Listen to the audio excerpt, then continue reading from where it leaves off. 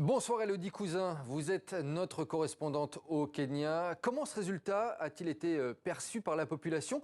Et est-ce que les recours envisagés par Raila Odinga ont des chances d'aboutir?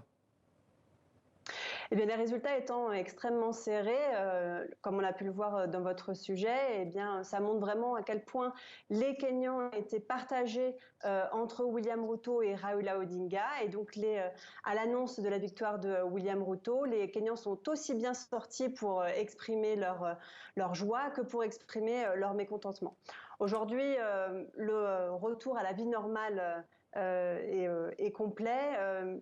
Certes, ce matin à Nairobi notamment, les rues étaient encore assez calmes.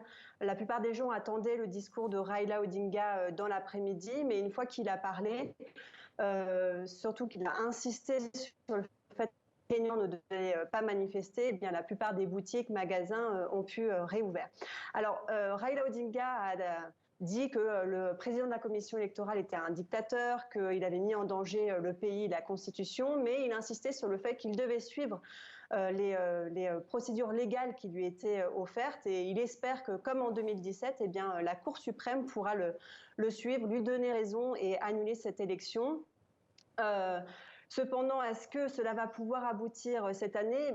C'est difficile à dire pour le moment, car certains arguments qui ont été avancés aussi bien par les 4 commissaires de la commission électorale qui ont fait défection hier que par Raila Odinga sont faux.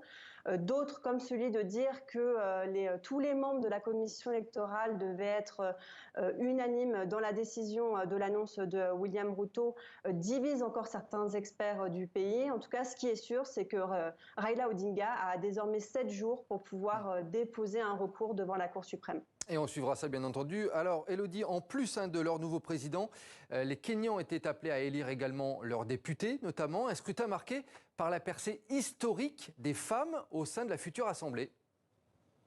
Oui, une vraie percée avec notamment un comté, celui de Nakuru, qui montre vraiment l'exemple au Kenya, puisque dans cette région, eh bien, tous les postes importants, celui de sénateur, de gouverneur, de député, ont tous été remportés par des femmes.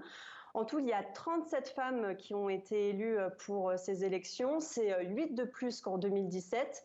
Mais en dehors, sans compter les 47 représentantes des femmes à l'Assemblée nationale, un poste qui leur est réservé, eh bien, on peut dire que sur le total, il y a encore beaucoup d'efforts à faire au Kenya. Merci beaucoup Élodie et Cousin depuis Nairobi au Kenya. Merci à vous.